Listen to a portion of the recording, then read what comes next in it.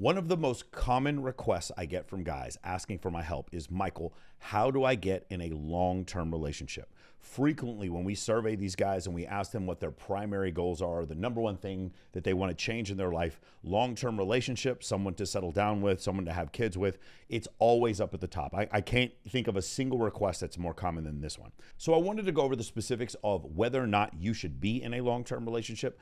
What are the mechanisms you need in order to get into a long-term relationship? Do you really need to be in a long-term relationship right now? This is something we're going to look at. Are you coming from scarcity or abundance? If you do want a long-term relationship, what are some of the characteristics you should look for in a partner? And when you're in the long-term relationship, what are some of the things you need to do in order to maintain it? And finally, do you need to change your characteristics? Do you need to go from being a player to a good guy in order to get that good girl in order to get into a long-term relationship? We're going to go over all of these in this video. So first off, some of you who've been following me for a long time might be surprised by this. I actually think it is a wonderful thing for you to find one amazing partner for you to be with. There's studies that show that men who are in long-term relationships live longer, they have less of a risk for heart disease, they have a less of a risk for substance abuse, and they generally report lower levels of anxiety and stress. So being in a long-term relationship does have several benefits, but all of you know relationships that you've seen before where men choose poorly, and then all of a sudden it's a lot of stress being in a long-term relationship. How do we know the difference? Monogamy, if it's done well, is incredible. But if it's not done well, it can be the single biggest mistake you make in your entire life. If you choose the wrong woman to marry or to have children with, it could be the single biggest disaster in your entire life. So that's why we need to go over these concepts. I want you to have monogamy. Monogamy is a great thing. If you can achieve it, it's terrific. If you can find two people, you and your female partner, who absolutely want to work towards it every day, it's a wonderful way to live your life. But you also need to understand what are the attributes you need to look for in a partner so that you don't choose wrong. I know a lot of you guys say, I want a long-term partner. I want a long-term relationship. I want a girlfriend. You need to ask yourself, do you really want a girlfriend, or are you tired of working so hard to get any sex at all? Men who are sex deprived often will settle for anything they can get their hands on. And so they'll say, I'll take a long-term relationship. What does a long-term relationship provide in your mind? Well, it's free sex. It's sex whenever I want. It's sex on demand. That's what most of the guys, when they come to me and they start saying, I want a long-term relationship, that's the thing that they're missing that they want the most. I'm going to tell you that is a horrible reason to get into a long-term relationship. And it often won't work. And your desperation, meaning your need for sex, is going to do nothing but make your partner more and more unattracted to you. Your desperation, your need for sex in general, in a dating context, short-term or long-term, is going to make you far less attractive to the opposite sex. You need to not come off as that needy. So if it is your neediness that's causing this, then that's a problem. If it's just a function of loneliness, your life is not that interesting. And so because of that, you need to fill this loneliness in your life with a partner so that you can feel better about yourself. This is also a terrible reason to get into a relationship. Your insecurities should not be filled by a relationship. I've talked to other guys and they've said this, and I've also said this before. I remember being in my 20s and my 30s and seeing a girl who was so beautiful and just thinking, I would do anything to be in a relationship with that woman. But why is it? It's because her level of physical attractiveness was such a scarcity in my life that I would be willing to compromise all of my boundaries in order to just be with this woman. Guys, I got bad news for you. Most relationships that are long-term are this category I just described right now. This is the best this man can get. He is trying as hard as he can to get sex on a regular basis. He doesn't want to be lonely. He comes from a place of extreme scarcity. And because of that, he comes to someone like me because he's dealt with so much pain, or some other, whatever, pickup artist, dating coach, matchmaker, pop psychologist, whatever, and goes to them with these same frustrations. But this pain has led him to this place. And the problem is, it's not that the relationship is the solution. It's that he doesn't actually understand what the problem is. So the second thing I want to bring up to you is, are you coming from a place of abundance or scarcity?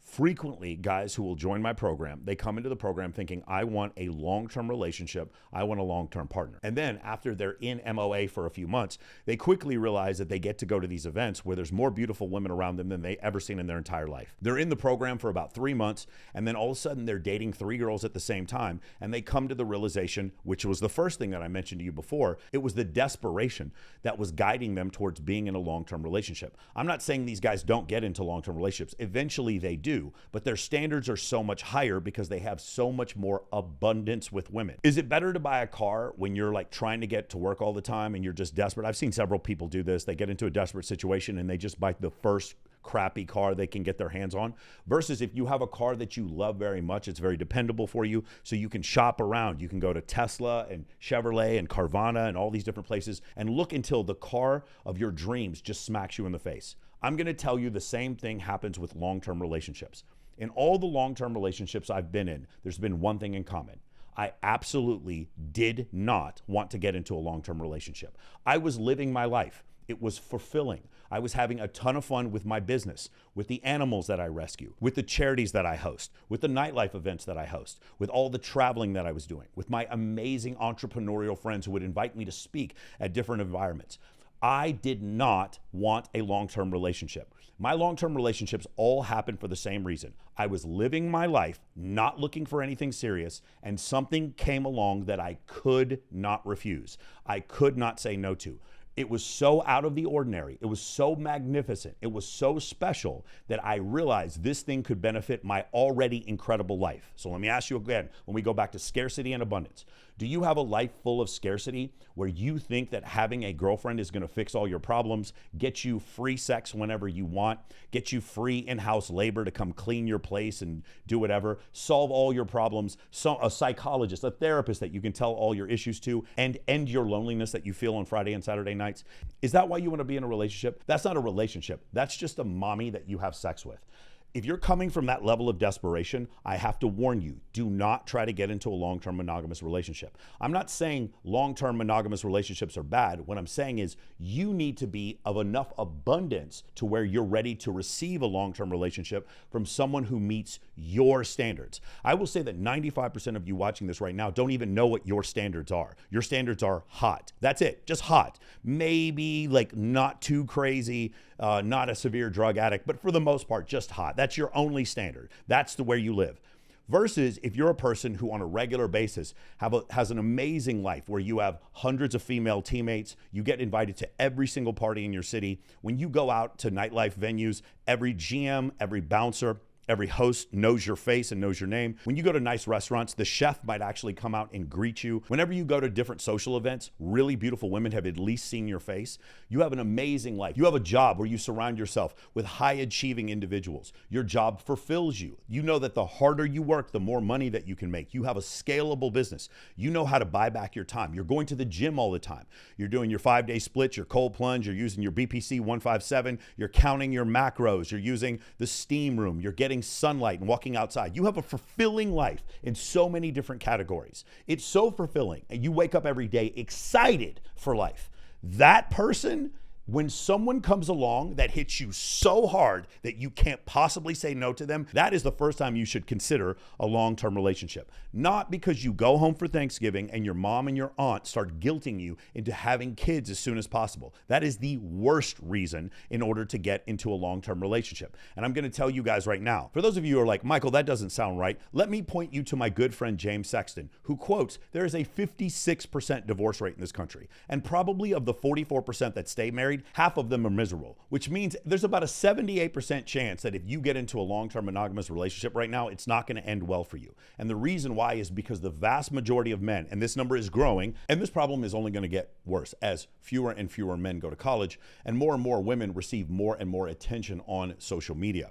You're going to see that men are going to be in further reaches of desperation. It's going to be even harder and harder for them, and they're going to compromise their standards to be even lower and lower and lower. That's essentially what's going to happen. So first off, before we get into the concept of, Michael, what do I need to change to get a long-term relationship? Michael, my family told me I need to get in this long-term relationship. Michael, everyone on TV, all these content creators are saying that I need to be loyal to this one woman and step up and provide and all this kind of stuff. Before we get to that point, you need to check yourself and say, am I living a life of abundance? Do I have enough abundance in my life with my health, my wealth, my relationships, mentally, physically? Do I have enough abundance in my life to where if I'm going to let someone else come into my life, they're not going to be a time suck, an energy suck, a money suck, Or instead, are they going to be a benefit and an attribute to my life, adding to my peace, my relaxation, adding to the tranquility in my life, possibly even helping support me in my business?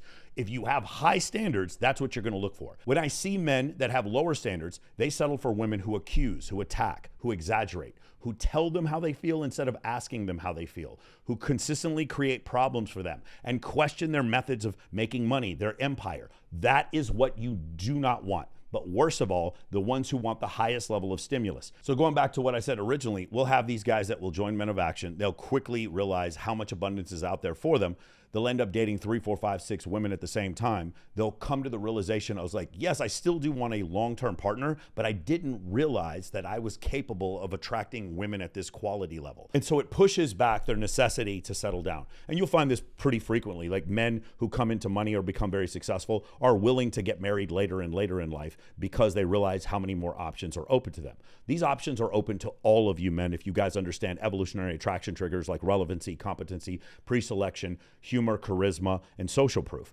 But most men have no concept of these ideas, and so they come from a place of scarcity and they settle for whatever they can get. So if you're looking for abundance and you want to skip the rest of this video, you already know what you want, and you want a proven system that's worked for 4,100 men. You want to have so many options that when you choose a long-term partner, you know it's the right partner. If you want a network of men that also hold you accountable and give you feedback so you can know when you're up. If that's what you're looking for, skip the rest of this video and click the link below. So the next question I get pretty frequently, and actually I shut this down pretty fast. You guys have seen, I made several videos on this one topic. Michael, do I need to be a good guy?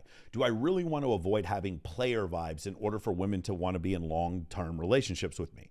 And the answer is unequivocally no. You'll notice there's a lot of really, really generic mainstream dating advice. Again, from matchmakers, pop psychologists. You'll see Joy Behar and Whoopi Goldberg on The View. You'll see different places that'll give this generic advice that the thing that women want in long-term relationships are loyalty. They want security. They want to feel safe. Now, here's the problem with this. What they're saying isn't wrong. But the problem is you should provide loyalty, security, and safety to your partner because it's the right thing to do, not because it's what keeps them in a long-term relationship. Here's the actual question you should ask yourself. And if you have any female friends who you want to talk to and ask them this question, this is the golden goose right here. You ask them, do you think it's sexy if a man is loyal? And they're all going to say, yes, I think it's super sexy if a man is loyal. And then you ask the same women, do you know any women who've gotten into long-term relationships with men who aren't loyal? Uh-oh. There's going to be this moment of uneasiness and quiet, and they're going to look around and kind of squint and be like, why are you asking this question? Because you've touched on something important. Being loyal is not requisite to generating attraction. Being loyal is surplus to requirements. Being loyal is a comfort trigger, not an attraction trigger. Making a woman feel safe and secure. Let me ask you a question. When Rihanna got the kicked out of her by Chris Brown, and then she went back to Chris Brown, did she go to him because she wanted to feel safe and secure? No, she went to him because she was attracted to him. This is a really important distinction I need you guys to understand. A lot of the dating advice that you're going to see to maintain a long-term relationship is going to be acquiesce to whatever the girl wants. Happy wife, happy life. They're going to tell you that all you need to do is acquiesce to every single request that your girl has. And as long as she maintains that level of happiness, then she's going to stay with you forever. And then I can introduce you to 100 divorce attorneys that will let you know that that exact scenario is absolutely not true. There is no way for someone in your life, this is your sibling, this is your employee, this is your female or male partner, this is your best buddy, this is your teammate, whoever. If you continually do everything they want and have no pushback, no boundaries, you just completely give in. Think about somebody raising a child and the child becomes spoiled, or if you have a dog or a cat that just like begs for food and you just give it food all the time till it becomes fat. No matter what goes on, that person cannot respect you more when you give in to them for everything. If you do every single thing your girl asks you to do, she will punish you for it. You as the man have to take the leadership role in the relationship most of the time. And the person who is never going to tell you that is women. They're not going to tell you how much they need you to stand up to them. They're not going to tell you these things, but you're going to listen to this generic advice about you need to spoil her. There's that one guy, I can't remember what his name is, and he goes, send her 10,000. Send her 10,000 right now for her hair and nails. Send her $8,000. You see this like really like simpy behavior. This is the generic behavior that you're seeing on TikTok. You're seeing these content creators go in there and talk about, this is how I live on a middle-class lifestyle here in Miami. We spend $188,000 a month on living expenses. You know, just crazy stuff like that. That's what they're being preached to on social media. And so the thing is, people can believe whatever they want. Women can believe that they're going to get a guy like that. That's none of my business if they want to believe that. But the reality is that's not what creates attraction in women. In fact, having a lot of money doesn't create attraction in women either. The things that create attraction in women are, like we mentioned before, relevancy, competency, access to scarce resources, locations, networks, pre-selection, humor, social proof, and charisma. Those are 9 attraction triggers that do not include height, looks, drugs, or alcohol. And so the question is, do you need to be a good guy? And my answer is, you need to be the most attractive version of yourself. This is the part that's going to blow a lot of people away. The same mechanisms that you need to find that long-term partner are the same mechanisms that you need to get a bunch of women to want to date you. This blows people's mind. It's very difficult to understand. The things that get 50 women to want to date you are the same things that find you a long-term partner. Anyone who tells you anything other than that has no concept of what they're talking about and should not be allowed to give dating advice on the internet ever. You should be able to generate massive amounts of attraction. If you guys saw my recent discussion that I had with Andrew Wilson and Myron Gaines when they came on my show, they debated the point that I'd made, the quote that I'd made several times before, which is, I don't need you to have sex with 50 women in order to understand women, but I need 50 women to want to have sex with you. If you want to get into a long-term relationship, you need multiple women to find you attractive for 2 reasons. Number 1, you understand the mechanisms of attraction, which are the actual things that prolong a relationship. And number 2, the girl that you're with can also tell that other women find you attractive, which makes you more attractive. This is another thing that helps in a long-term relationship. So a lot of guys think, hey, I need to be the good guy. So we did a video recently where we talked about a London Times article that showed that agreeableness was actually made men less likely to be in a relationship. It was good once you're in a relationship. Remember what I said before, being agreeable, being nice, being intelligent, reading a bunch of books, being loyal, making her feel safe, making her feel secure. These are definitely good things for a relationship. Don't get me wrong. But you're doing these things, like for instance, being loyal to your wife. You should be loyal to your wife because you made a promise in front of God and your family. You don't need to be loyal to your wife to maintain attraction. There are millions of men out there right now who are loyal to their wives and their wives still leave them. Okay? You are loyal because you have decided to be loyal. I'll give you another example. If you have kids, you should take care of your kids because it's the right thing to do, not because your wife nagged you to take care of your kids. You should not be doing these things that are the right thing to do. You should not be taking right action because you're being nagged at by your wife. You should not be protecting your family because your wife nagged you to protect your family. You should be protecting your family because it's the right thing to do. So when people talk about things like safety or loyalty or things like that, you should do them because of the right thing to do. You should not be trying to do them in order to desperately hold on to this woman who's trying to leave, because it won't work. The things that keep her are the mechanisms of attraction.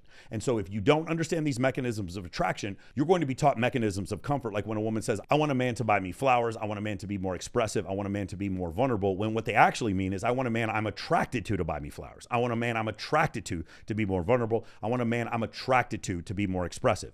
Because there's this lack of distinction, this is the reason why 99% of dating advice out there is bad, especially for men, because they don't understand the difference between attraction and comfort. And let me just say one other thing. For those of you who complain about like the player motif, I remember this story, and this is a microcosm of thousands of stories I've heard just like this. There was a friend of mine. She was a bartender. She was a super awesome friend of mine. She was just a terrific person all around. She was educated, and she was just bartending for a little while to pay for college. She worked at a bar next to a guy I knew I was friends with, who to this day was the single biggest male slut I've ever met in my entire life. This guy had probably been with over 1,000 women before he was 22 years old. Like, this guy was just running. It was 6th Street in Austin back in the 90s. If you don't believe me, like, it was bad like that back then. This guy would brag about all the women he'd have sex with in the bathroom, all these college girls he would deflower. He would brag about this constantly. She came to me after working with him after about a week, and she would laugh. She'd be like, oh yeah, I'm working with so-and-so. And it's just so funny. All the girls he talks about banging, it's hilarious. And they were married less than a year later. My friend, the good girl, With the bartender who was the male slut, they were married less than a year later because he understood mechanisms of attraction.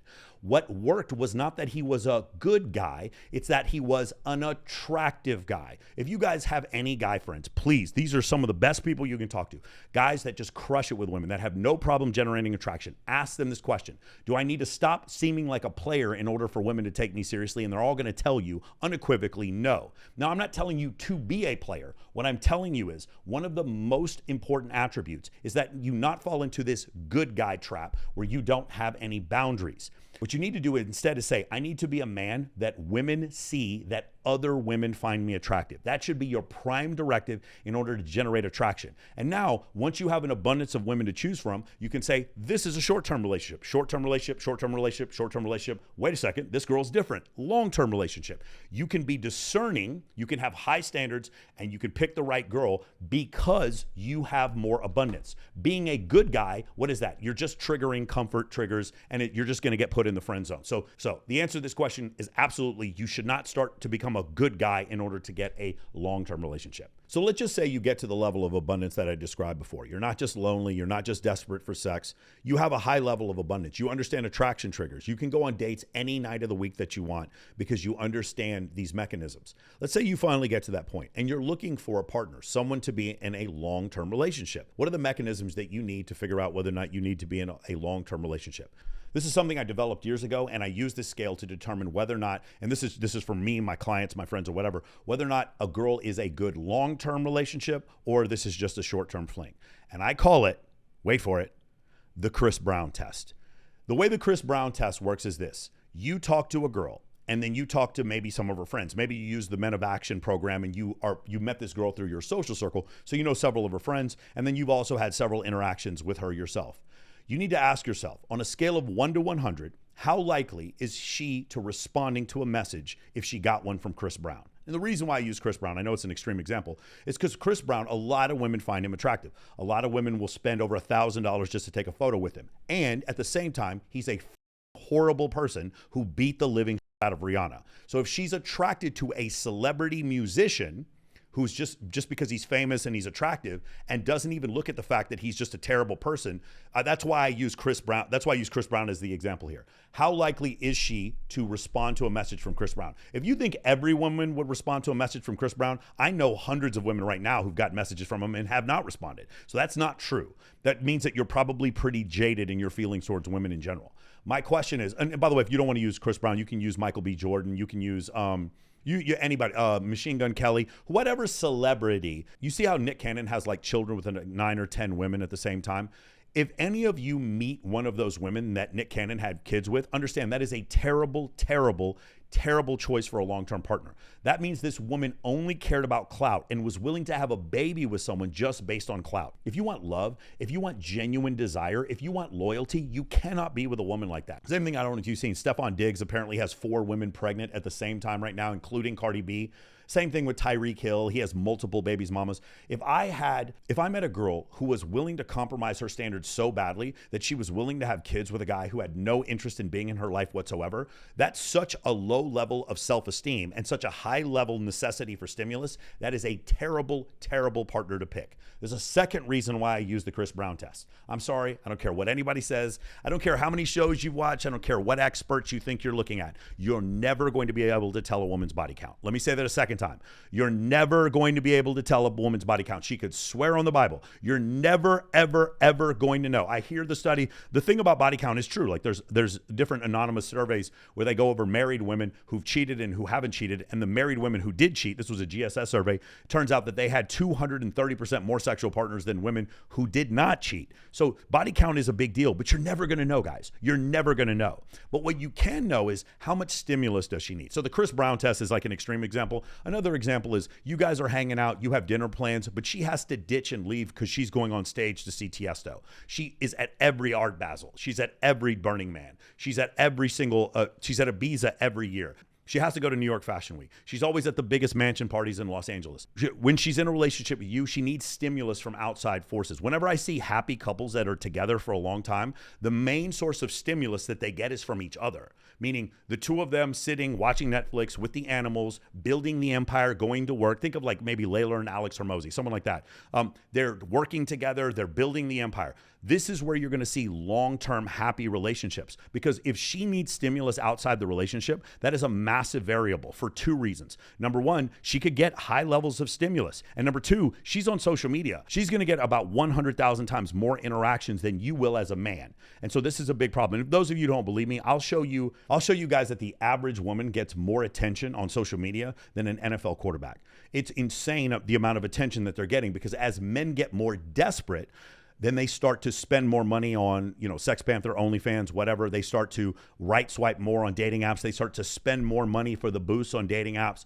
And then they become more and more desperate on social media, and they start sending women more and more attention, more heart eye emojis, more likes, more retweets, more shares, more whatever. Therefore, by inflating what the women there think that they can get to commit to them. And on top of that, they're having celebrities reach down and then say, hey, would you like to go on a date with me? Come meet me on this jet, whatever. And now the women start thinking, oh, because Drake messaged me, and Drake is a 10, that means I could probably get a 10 or maybe a 9 to commit to me. And obviously the opposite is true. Like if I found out a girl went on a trip with Drake, there's no way I would ever take her seriously for a relationship, because she's addicted to stimulus, okay?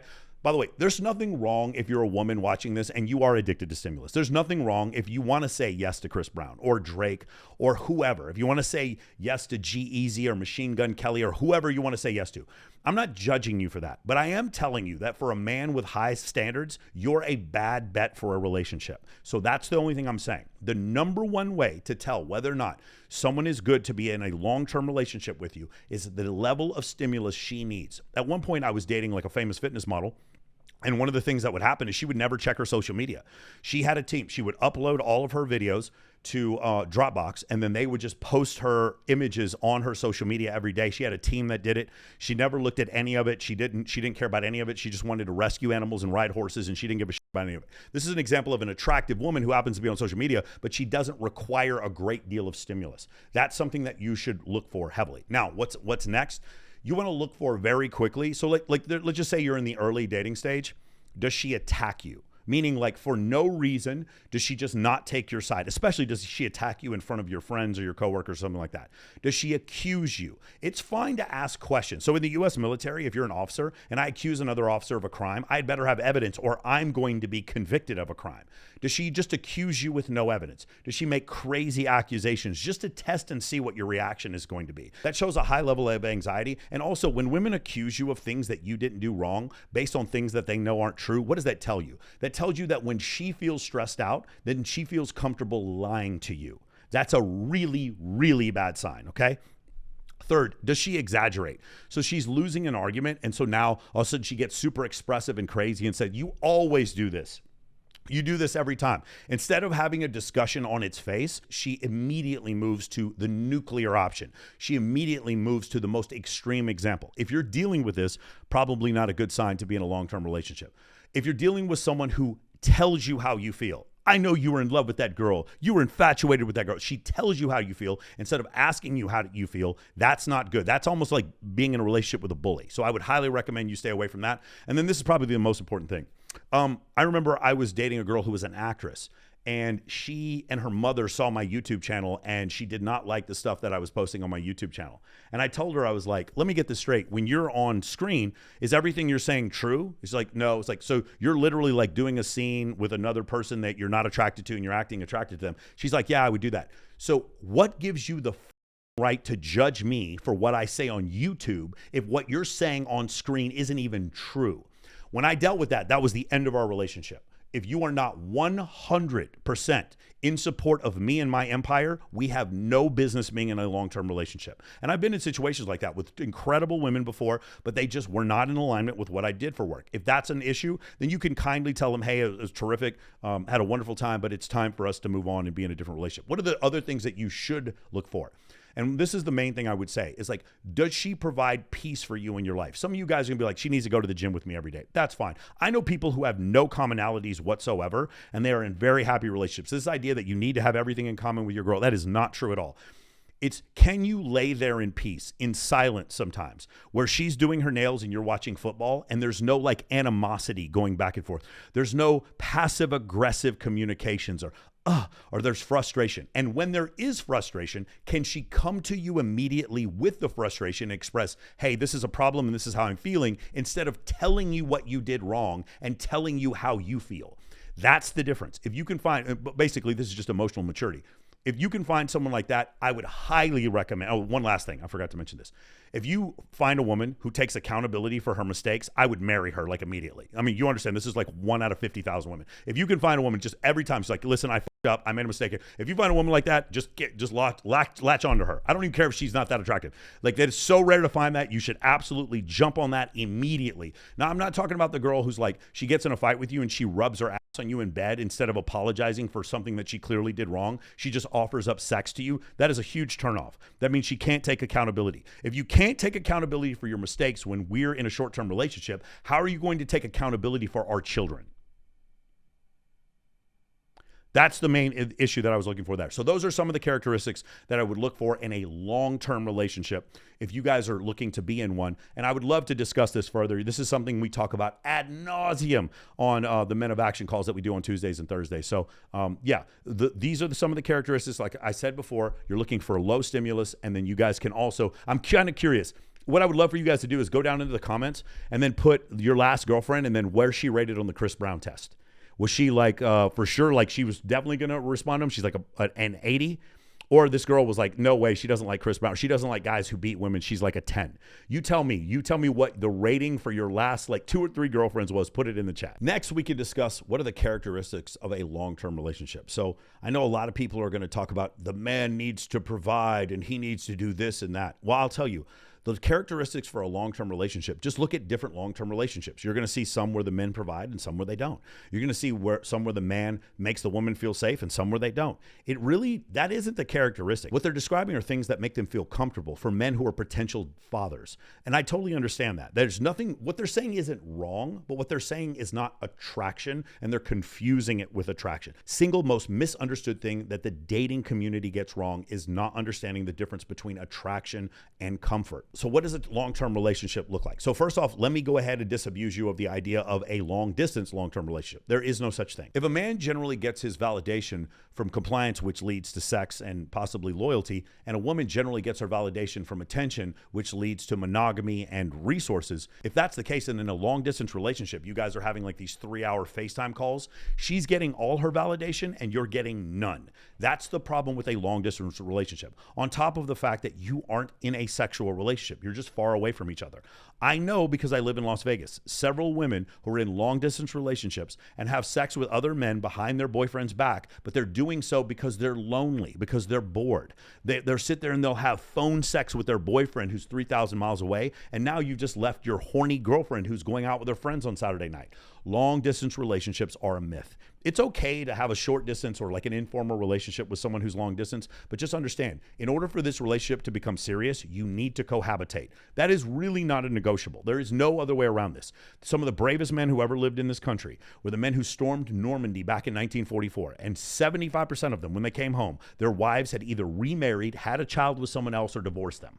There's absolutely no way you can say being away from my girl is a good strategy. And when you think about this evolutionarily, was it the guy from a different tribe who was having babies with a woman from a different tribe, or were the people in the same tribe having babies? It is alpha to be there. It is beta to be away. So that's the first thing. Long distance relationships absolutely do not work. I would not recommend this. Second thing I would say is, do you need to live with your girlfriend? I've read a lot of data on this, and what seems to be the case is probably the best idea is for you guys to live separately until you get married. If you guys live in the same place, there can be some problems, because what happens is you're not married yet, but yet all of a sudden she's going to take over certain aspects of your home, or vice versa. The other things could happen as well. So that was something where I would probably say in a long-term relationship, you guys should be spending a lot of time together, but probably not cohabitating until the marriage, because at that point, then you're going to start to have, troubles with space, and you're going to get to know each other for a while. The other thing I'm going to tell you with a long-term relationship, one of the best ways to be able to tell whether or not this is going to last is go on a trip with her. Go on a trip with her, someplace where there's like maybe multiple stops. And the further, the more austere, the more plane rides you have to do, the better. The more you have to take luggage through customs or whatever. If you can make it through a situation like that without having a big knockdown, drag out fight, it's probably a good sign that you're with the right person. The other things I would say before, and I mentioned this before, a long-term relationship is one where nobody's accusing, exaggerating, nobody is attacking. She can ask me how I feel. She cannot tell me how I feel. That's a big one. Guys, if you've ever dealt with that, it's so annoying. By the way, parents will do this to you as well. They'll tell you how you feel about something as if you don't have your own free will or free mind or free agency to do so. That's a big, big annoying one for me. The other thing I want to say is you don't need anyone else to define for you what your long-term relationship looks like.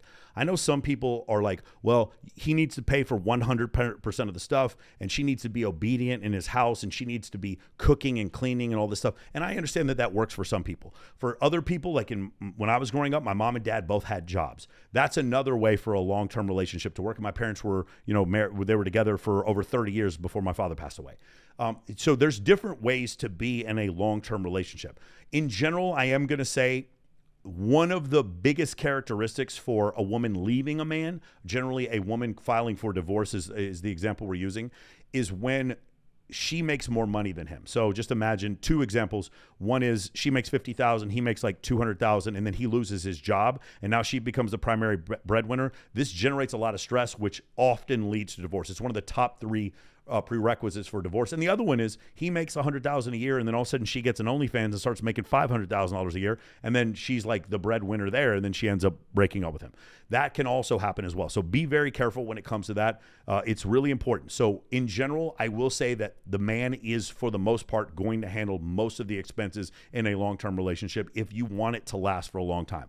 And the reason why this is evolutionarily, David Buss does a survey back in 1989 where he goes over 37 different cultures, and he asks women in every single one of these cultures, what is it, how important is it that a man be able to procure resources? And in every culture, all 37 of them, women were 100% more interested in a man's ability to procure resources than the other way around. You as a man being able to provide is attractive to women. It makes them feel comfortable, and it's going to be important for you to be in a long-term relationship in general, not all the time. Sometimes you'll find an alpha woman who's rich or an heiress or something like that who doesn't need you to work, but for the most time that is the case. I do have one friend, she's married to this dude, and she makes him tattoo her face on his body, and then she pays for everything in his life. There are examples like that, but for the most part, as a man, you're going to have to lead and you're going to have to provide. One other thing I'm going to tell you with a long-term relationship, if this is probably the biggest one I'm going to tell you, besides does she need stimulus outside the relationship? If you have to negotiate for sex, if sex is a tool that she uses in order to manipulate your behavior, you're already out of the relationship. And it's probably going to be pretty difficult to fix. If you are in a situation where you're consistently being denied for sex or having to negotiate for sex, or she needs to get super drunk or high in order to have sex with you. If you're doing that, if you are not freely having sex with each other out of genuine desire, you aren't really in a long-term relationship. Of course, I am excusing those of you who may be in your late 50s, early 60s, guys who are not on TRT, and maybe the drive isn't quite there the same way it was before. That's fine, but as long as she's not negotiating your behavior and trying to manipulate your behavior through sex, that is probably the second biggest red flag next to how much stimulus she needs to be in a long-term relationship. And finally, this is the biggest one. This is the most important one. Once you get in that long-term relationship, hey, Michael, I'm in a long-term relationship. I got married to a girl and we said vows. So it's like stamp, instant sex, anytime I want. Stamp, labor in the house, cooking, cleaning, doing the laundry. Stamp, loyalty. I just get that forever, right, Michael? Because I'm in a long-term relationship. That's not how this works, man. So the thing is, the data is about 75% of the time women file for divorce in a marriage. And the reason why is usually about 70 or 80% of the time, in general, women break up with men. Women break up with men far more than men break up with women. And you'll find the guys at the top, they've never been broken up with by a woman. And most really attractive women, they have only broken up with guys. They've never had a guy break up with them. That's generally what you're going to find. So what happens in this two-gender system that we live in, two-gender species that we live in, Homo sapiens, is that that women are more picky. In the 1970s, a doctor named Robert Trivers came up with this concept called parental investment hypothesis. And the way that works is in a two-gender species, the gender that has more investment, more parental investment, i.e. the larger sex cell or has to gestate the child, that's the more selective of the two genders. And the other gender is the more competitive of the two genders. And so in Homo sapiens, obviously, women are more selective and men are more competitive. And so if you understand that concept, the selectivity of women is also the reason why they are more subject to disgust than we are as men, meaning like rotting flesh, spiders, snakes, whatever. Women are actually more subject to fear or fright from those things than men are in general because they have to gestate children. They have to protect children. And also because they don't have quite as much testosterone as men do, and men are more of a risk takers because of the testosterone. So in general, what you're going to find is when things go wrong, women are going to jump ship faster than men. You guys want this long-term relationship, and I understand. But what you really want, like the problem isn't when we have the discussion about marriage, the problem isn't marriage. Most people will admit, like if you find someone you want to marry, you guys get married, at least in the beginning, it's a good thing. It's a lot of fun. It's incredible sharing your life with somebody that you love being with. The problem isn't marriage. The problem is divorce. The problem is these things end messy. They end ugly. Most people, when my friends, they end up divorced, they say horrible things about their former partner. And this is most people. Guys, I'm not just making this up. This is most people. I know couples where they talk about each other behind their back and they're still together. And then, of course, we have a 56% divorce rate. By the way, on your third marriage, it's a 74% divorce rate. That's what it is. And people who get divorced, they want to get back into another marriage. It's generally because of the loneliness and desperation. Men are more likely to get remarried than women are, though. And so in this situation, what do you have to do to maintain this relationship? This is what's really important. The mechanisms of attraction that I mentioned before, like Orion Taraban says, it's your prime directive to be optimally attractive. You still have to maintain that level of attractiveness even when you're in a relationship. But everyone and everything is going to tell you something different.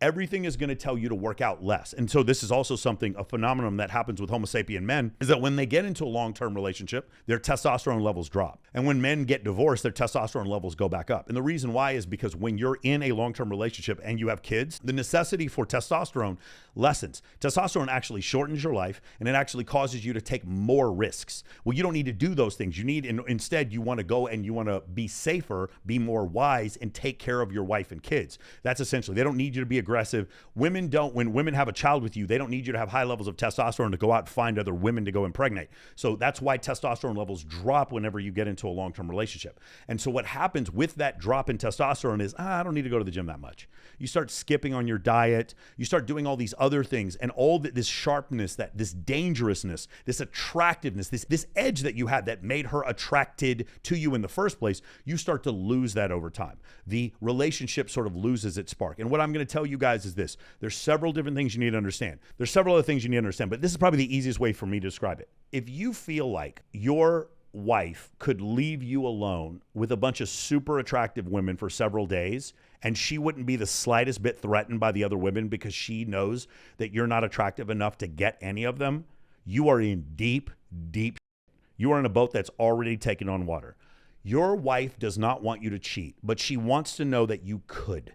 She wants to know that other women find you attractive. She doesn't want to go to public events and have everyone stare at you and her and be like, why are you with that guy? She wants to be proud of you. And how do you do that? You stay in shape. You become a better speaker. You become competent at your job. You maintain these things that were attractive in the first place. That's what's most important. Am I not telling you to keep her safe and secure and be loyal? I'm not saying that. What I'm telling you, though, is those are actually not things that maintain a long-term relationship. Agreeableness is definitely helpful in a relationship, but it doesn't spark attraction. You should do those things because they're the right things to do, not because it's what's going to keep your partner forever. What I am going to tell you is the best thing that I've seen to keep a relationship going long-term is that the two of you need to find each other attractive. That's very important. One experiment I would love to do, if there's any universities out there that would like to give me a grant to do this experiment, I would love to do this. I would like to take 1,000 couples that are having trouble, and I'd like to send them to marriage therapy.